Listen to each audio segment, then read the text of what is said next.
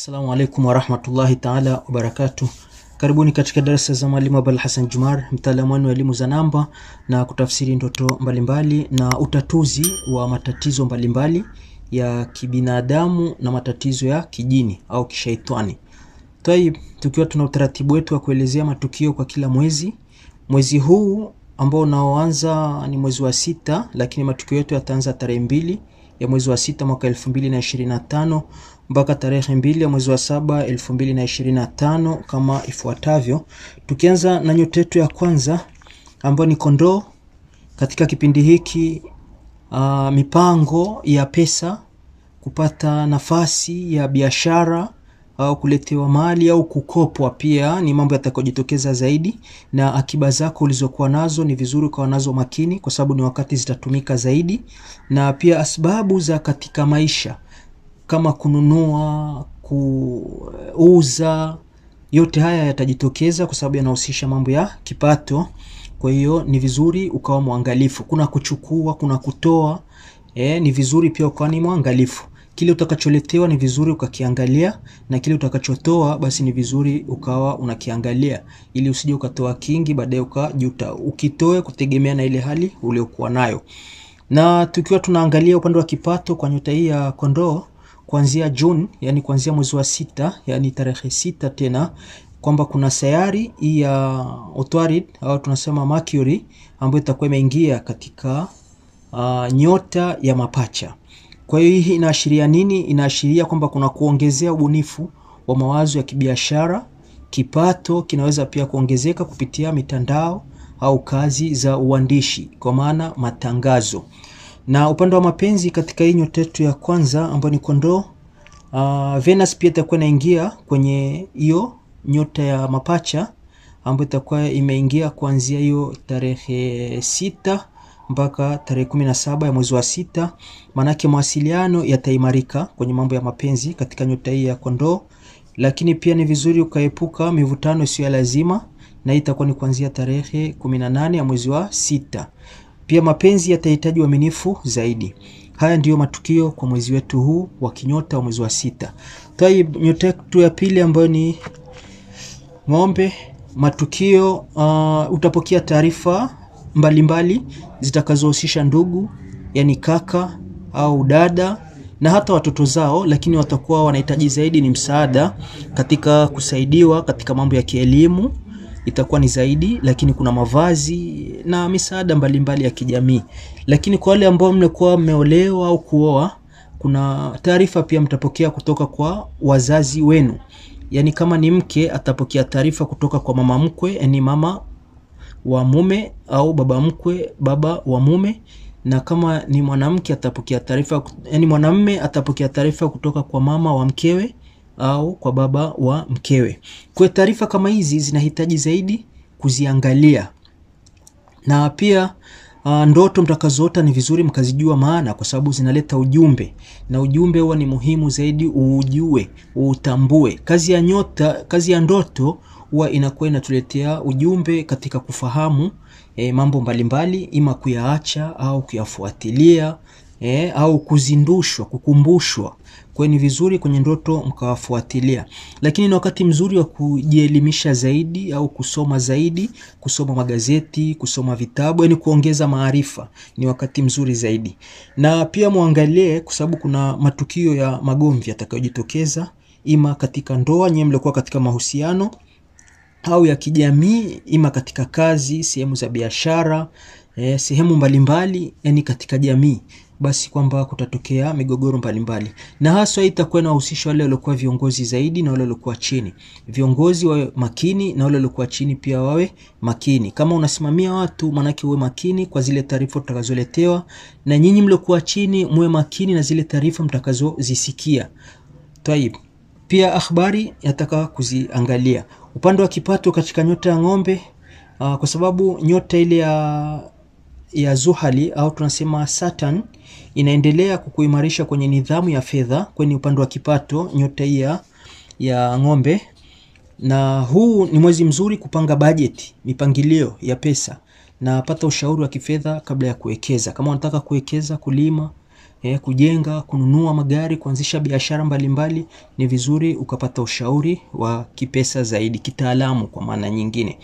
Twaib, upande wa mapenzi katika nyota yetu ya pili ambayo ni ng'ombe, mapenzi kuanzia tarehe 1 ya mwezi huu wa 6 mpaka tarehe 16 ni vizuri kama ukipendelea zaidi utulivu na ule ukaribu kwa mpenzi wako. Hiki ni kipindi cha kushikamana zaidi na mpenzi. Kuanzia June tarehe 17 mambo yanaweza kuwa ya kimahaba zaidi, yani upendo ukawa umezidi zaidi.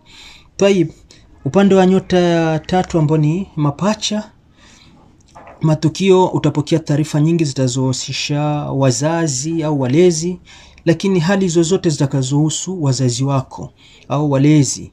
Lakini ni kipindi cha kuangalia kijinsia zaidi, yani tukisema kijinsia ni ile hali yako wewe mwenyewe, kujiangalia zaidi. Na pia vile mambo ya ardhi, kununua, kujenga, ni muda mzuri wa kuangalia. Lakini pia vile vitu ambavyo vya kufaa kusitirika, kwa mfano, au vile vitu ambavyo vya kuwa vimesitirika, kwa mfano madini. Wale mnaofuatilia mambo ya madini kwenye machimbo, hiki ni kipindi cha kufuatilia zaidi, manake mtafanikiwa kupata. Na hii kwenye kupata kuna siri, maana watu wengi wamezoea kisikia matukio basi anajua atakwenda tu kulima, ataenda kuchimbua basi atapata. Huwa kuna utaratibu wake, lakini huu ni wakati mzuri, ni wakati mwafaka. Ikiwa utafuata utaratibu wa kuyafikia hayo, manake utayapata, kwa sababu ni wakati atakuwa yana nafasi kupatikana. Hii ni kwa mambo yale ya kimadini. Lakini wale ambao walikuwa wameficha vitu vyao, pia ni wakati wa kuwa makini, kwa sababu vitafichuka. Ulikuwa na siri yako muda mrefu kwenye kifua, manake usipoangalia itafichuka, utaitoa, kwa itakuwa si faida kubwa. Upande wa kipato katika nyota ya mapacha, jua yani lipo kwenye nyota yako hadi mpaka tarehe 20 ya mwezi wa 6. Nini na maana yake? Ina maana utavutia fursa au itakuvutia fursa mpya kupata kwenye mambo ya kipato, kama ni biashara au namna yoyote itakavyokuwa, lakini kipato kitakuwa ni kizuri, haswa ikiwa hauna mikosi. Kama una mikosi ni vizuri kutatua mikosi iondoke, na itakuwa ni kuanzia kwenye June, yani mwezi wa 6 tarehe 6. Pia vile katika hii nyota ya Atarid au Atarid ambayo ni Mercury, ndani ya nyota yako itakuletea mikataba mizuri, kwa sababu Mercury inahusisha zaidi mambo ya uandishi, mikataba, kusoma pia vitabu. Kwa itakuletea mikataba mizuri ambayo ni fursa ya ajira mpya inawezekana kupata. Kwa wale ambao wanatafuta kazi au kutafuta mikataba, ndio kazi zenyewe, basi ni wakati mzuri na watafanikiwa kwa hali ya juu ikiwa hawana mikosi. Kwa hiyo ninashauri mara nyingi ni vizuri kuwa watu wanajiangalia, kwa sababu ukiwa na mikosi maana yake hautofanikiwa wakati milango iko wazi. Kwa hiyo itakuwa ni majuto ya baadaye. Twaib, katika mapenzi katika nyota hii ya tatu ambayo ni mapacha, ni kwamba Venus ndani ya nyota yako itakuwa imeingia. Ina maana itakuwa imeshaingia mpaka tarehe 17 ya mwezi wa 6. Nini inaashiria? Ni kwamba utapendeza zaidi na itakuvutia zaidi. Kwa hiyo utapendwa, utakapokuwepo watu watavutika zaidi na wewe, na ni wakati bora wa kuanzisha au kufufua uhusiano. Kama ulikuwa hutaki mahusiano, basi ni kipindi kizuri, au kama kuna mtu ulikuwa umegombana naye, basi ni vizuri mkasameheana. Twaib, nyota ya 4 ni nyota ya Kaa. Matukio ni kwamba taarifa utapokea ni nyingi, au ujumbe zitakuwa ni nyingi, zawadi mbalimbali utapata, na wale waliokuwa wakitafuta watoto na wakati mzuri watapata ujauzito au kupata watoto ambao watakuwa wamezaliwa salama. Na hii ikiwa kama hawakuna mikosi, lakini kama watakuwa na mikosi, watoto watazaliwa au watazalika hali ya kuwa wana changamoto mbalimbali za kiafya. Na pia ni wakati mzuri wa kutafuta mahusiano, hasa kwa wanawake, na ni wakati mzuri wa kutafuta marafiki, na hii itakuwa na kunyanyua zaidi katika maisha yako. Katika kipindi hiki ni wakati muafaka katika mambo hayo nilikuwa nimeelezea ya nyota ya Kaa. Upande wa kipato kitaimarika kuanzia June tarehe 20, yani mwezi wa 6 tarehe 20, kwa sababu jua litakapoingia katika nyota yako, yani nyota ya Kaa, ni kipindi hiki kitakuwa kizuri kwa kuanzisha miradi binafsi. Kama ulitaka kuanzisha shughuli zako binafsi katika kujiongezea kipato au katika kukuza kipato, basi itakuwa na wakati mzuri. Na upande wa mapenzi ni mpaka itakapofika mwezi wa 6 tarehe 17 utakuwa unahitaji zaidi faragha, ambayo itakuwa inaanzia ni mwezi wa 6 tarehe 18, ambayo itakuwa Venus inaingia kwenye nyota yako ya nini, ya Kaa. Kwa hiyo nini inaashiria? Mapenzi yatakuwa ya upole na ya kiroho zaidi, yani yatakuwa ya dhati, mapenzi ya kidhati, na mahusiano yanaweza kustawi zaidi. Kwa hiyo ni wakati mzuri katika mahusiano nyota yenu ya Kaa. Nyota ya Simba katika mwezi huu ambao ni tarehe 2 mwezi wa 6 mpaka tarehe 2 mwezi wa 7, hiki kipindi tunaita ni kipindi cha nyota. Au tunasema ni mwezi wa kinyota.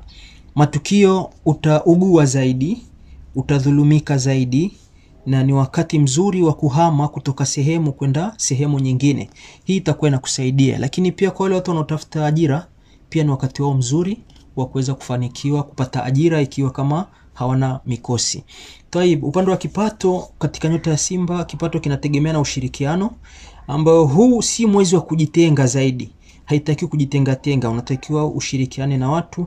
Itakuwa ni nzuri kwa sababu kazi za pamoja au kazi za kitimu zinaweza kuzaa matunda kuliko ile kazi ya kufanya wewe peke yako au kukaa peke yako kuna nyota ya Simba. Upande wa mapenzi, marafiki wanaweza kuwa ni chanzo cha mapenzi mapya, na pia Venus kwa sababu itakuwa inaingia katika nyota yako, kwa sababu Gemini ambayo ni nyota ile ya Utwarid ambayo ni ya mapacha, mapacha inatawalika na hiyo sayari ya Utwarid au Mercury. Kwa hiyo itakapokuwa imeingia, yani jua itakapokuwa limeingia kwenye hii Venus ambayo itakuwa imeenda mpaka Juni tarehe 17, inaashiria nini? Manake inatoa nafasi ya kuanzisha uhusiano kupitia mitandao ya kijamii. Kwa hiyo wale ambao wanaochati katika zile ile mitandao ya mapenzi, zile application za dating, basi wanayo nafasi nzuri ya kukutana na wale wachumba wanao wapata, na ni vizuri pia wakawa wa kweli, itakuwa ni vizuri zaidi. Nyota ya 6 ni nyota ya Mashuke.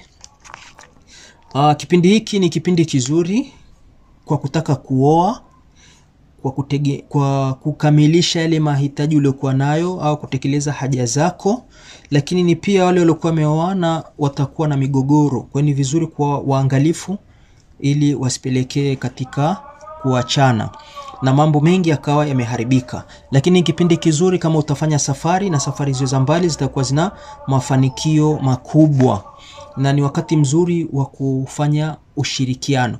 Wale mnaodaiwa ni wakati mzuri wa kutekeleza madeni yenu, kulipa yale madeni ambayo mnayodaiwa.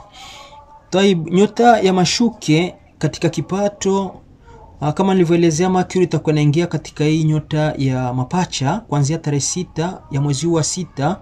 Nini inaashiria? Inaweka mkazo kwenye mafanikio ya kazi. Kwa kuanzia katikati ya mwezi wa 6 kazi zako zitaanza kuleta matunda. Kama ni kazini, basi utaona unafanya kazi vizuri. Kama ni biashara zako, utaona unafanya biashara vizuri. Umekuwa na lugha nzuri, umeona mambo yanakunyokea, unasikilizana na wafanyakazi vizuri. Na hii ikiwa kama huna mikosi. Kama utakuwa una mikosi, basi ni vizuri ukatatua ili usiwe ni mtu wa kulalamika mara zote. Upande wa mapenzi na hivyo sayari yetu ya Venus inaonesha kuwa unaweza kuwa busy kazini kiasi cha kupuuza mapenzi. Sasa kama utapuuza mapenzi, maana yake ni vizuri uzingatie muda wa mapumziko na mapenzi pia, ili kuimarisha mambo ya mapenzi. Na kwa sababu Venus inakuwa maana Venus yenyewe inatawala mambo ya mapenzi. Sasa na wewe ukiwa uko busy, maana yake utakosa muda wa kuyaimarisha yale mapenzi. Kwa utakuwa unapoteza zile nafasi nzuri, unapoteza opportunity, unapoteza nafasi, na ni makosa. Taib, nyota yetu ya 7 ni Mizani. Matukio ya mwezi huu, taarifa za wasiwasi zitakuwa ni nyingi. Utafanyiwa vitimbi vikubwa, na ujiandae katika kurithi au kupata mali zile za kuchukua mtu mwingine. Kwa hiyo unaweza ukajikuta nafasi uliokuwa nayo ikachukuliwa. Ahadi nyingi pia hazitotekelezwa, na uwe muangalifu kwa sababu unaweza ukawekewa kitu chenye madhara. Na kitu chenye madhara mara nyingi tunakuwa tunasema ni sumu, lakini wasiwasi utaendelea. Ahadi pia hazitotimia. utapoteza vitu vyako kwa maana vitaibiwa, na ni vizuri kwa muangalifu na ni mwenye subira, kwa sababu ahadi zako mambo mengi yatakuwa yanakwenda yanabadilika. Upande wa kipato katika nyota ya Mizani, safari za kibiashara au mawasiliano na watu wa mbali vinaweza kukuongezea kipato, na fursa za uandishi au shauri zinakujia. Maanake utakutana nazo, utaona fursa ya kuandika inajitokea, lakini pia watu watakuomba sana ushauri, watu wa nyota hii ya Mizani. Upande wa mapenzi, ni kipindi kizuri cha kuanzisha uhusiano na mtu aliyokuwa mbali au mtu wa kigeni, na hii itakuwa ni nzuri zaidi kama ikafika kuanzia mwezi wa 6 tarehe 17, basi huko ndio itakuwa una mvuto zaidi wa kuweza kuwavutia watu kwa upeo mkubwa wa kiakili, kwa akili utakazokuwa nazo, kwa ubunifu utakaokuwa nao, ima ucheshi ambao utakao kuwa nao, kwa sababu nyinyi mnakuwa katika kitu ambacho tunaita brotherhood, yani ni mtu ambaye unazoeleka haraka. Kwa hiyo nafasi hiyo itakusaidia. Na nyota 8 ni nyota ya Nge. Kipindi hiki au mwezi huu wa kinyota, safari za hapa na pale, na ni wakati mzuri wa kufuatilia visa kama unahitaji kwenda nje ya nchi au kwenda safari za mbali, hata mikoani pia ni wakati mzuri.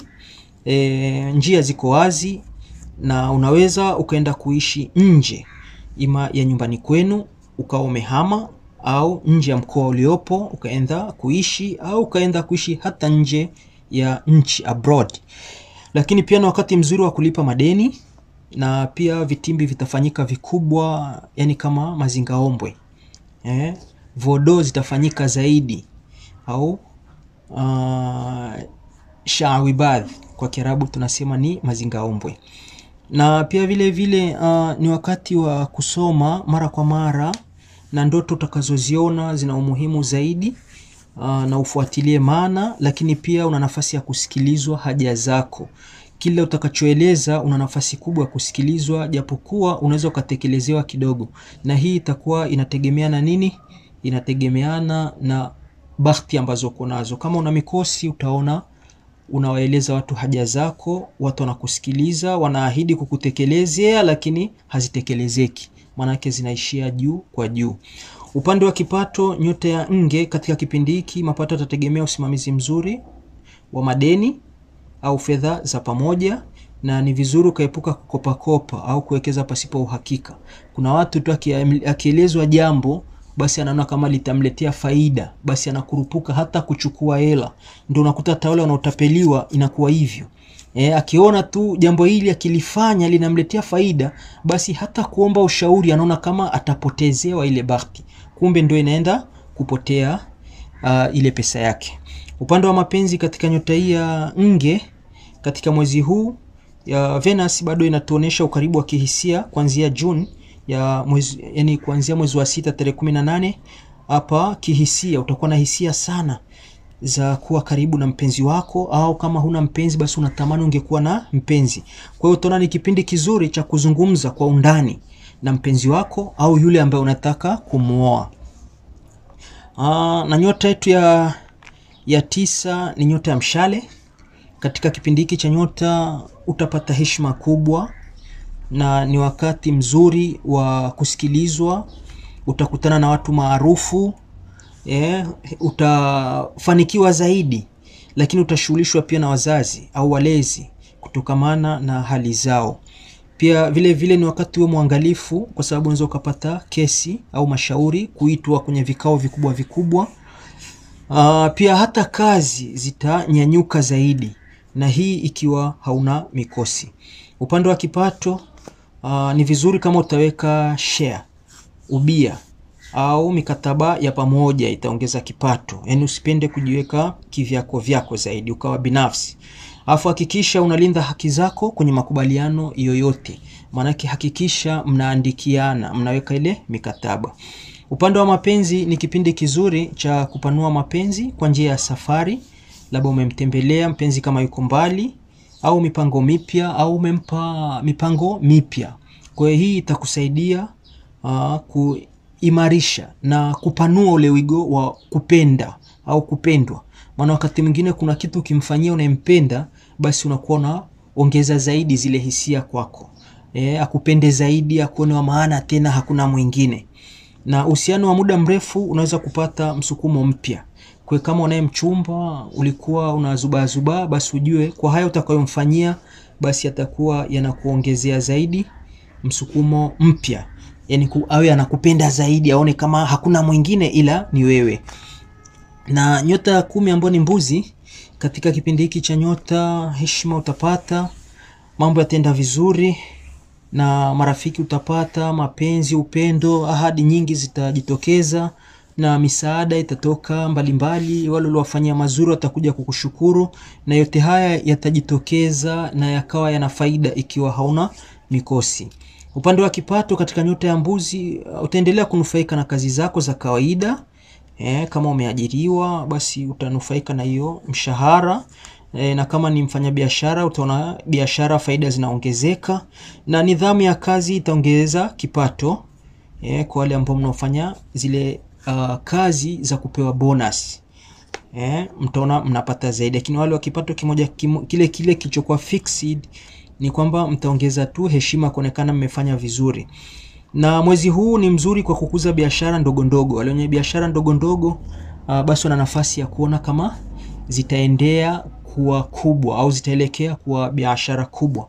Upande wa mapenzi, katika nyota hii ya mbuzi, tarehe 18 mwezi wa 6 ambao Venus itakuwa inakupeleka kwenye kipindi cha upendo wa kweli. Kwa hiyo utaanza kuona ule kwa unampenda sasa ile kwa dhati, unamiss, yani unaona hamna mwingine ila ni huyo. Na ikiwa kama amekuacha, maana yake utakuwa na majuto zaidi kwa kuona tayari umempoteza mtu muhimu. Uaminifu utakuwa ni silaha kuu. Kwa wale ambao walikuwa katika mahusiano wa nyota hii ya mbuzi, basi uhakikishe uaminifu ndio itakuwa ni silaha kuu ya kuimarisha huo uhusiano wa kwao. Na nyota 11 ni nyota ya ndoo. Katika kipindi hiki yani katika mwezi wetu huu wa kinyota, kuanzia tarehe 2 mwezi wa 6 mpaka tarehe 2 ya mwezi wa 7 mwaka 2025, uadui utakuwa ni mwingi, mambo mengi yatakuwa sio mazuri, utaona unafanyiwa ubaya wa waziwazi, huzuni zitaongezeka, lakini unyonge pia utaongezeka, hasadi. Hata hicho kidogo chukua nacho utaona kinapotea, au watu wanakufanyia namna yoyote tu ili mradi kikuondoke. Lakini vitimbi vitakuwa ni vingi zaidi, tabu zitaongezeka. Kama umeoa basi mkeo atakuwa na maradhi ya mara kwa mara. Lakini kuibiwa ni vizuri mkatunza mali zenu, kwa sababu nafasi ya kuibiwa itajitokeza. Upande wa kipato, kuna nyota hii ya ndoo, ubunifu katika kazi au sanaa unaweza kukuongezea kipato. Kwa hiyo itahusisha hata wale waliokuwa wasanii, wanamuziki, waimbaji, watu wa kuigiza, wataongeza kipato kutokana na mazingira waliokuwa nayo kipindi hiki, na ikiwa pia hawana mikosi. Ni muda mzuri wa kurudi kwenye vipaji vya ndani. Vipaji vya ndani. Upande wa mapenzi, katika nyota ya ndoo, ni kipindi kizuri sana kwa mapenzi kusisimua, na unaweza kukutana na mtu mpya au kufufua uhusiano kwa njia isiyo ya kawaida.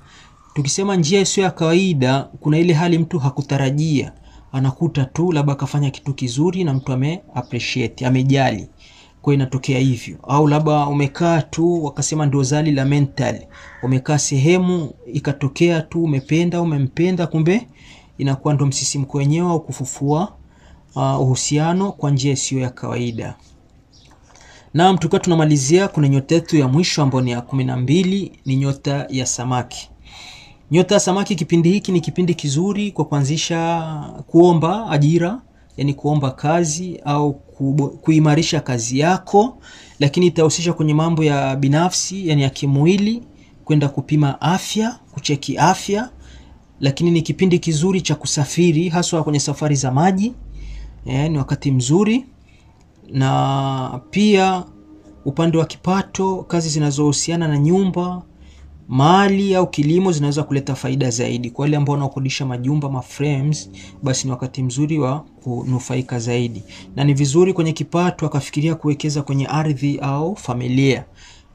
Kwenye familia ni ile kusomesha, kumwezesha mtoto wako, kumwezesha kaka yako, kumwezesha dada yako kwenye biashara, ni kuwezesha hiyo, sio? Na pia kununua ardhi, kujenga, kulima na mambo kama hayo. Upande wa mapenzi, katika nyota yetu ya samaki, kipindi hiki cha matukio ya mwezi, mapenzi yatakuwa ya kihisia zaidi kuanzia tarehe 18 mwezi wa 6, ambacho ni kipindi kizuri kwa kupumzika na kuwa na familia au na kuwa na mwenza karibu. Kwa haya, asanteni sana. Ni mimi mtaalamu wenu Mwalimu Abul Hassan Jumar, mtaalamu wa elimu za namba na kutafsiri ndoto mbalimbali na kutatua shida mbalimbali haswa zinazohusiana na maradhi ya kibinadamu na maradhi ya kishaitani, ima iwe wamekuroga au na uchawi na mambo kama hayo ambayo inakuwa inakuziwilia katika kufanikiwa maisha yako ya kila siku. Asanteni sana, karibuni sana.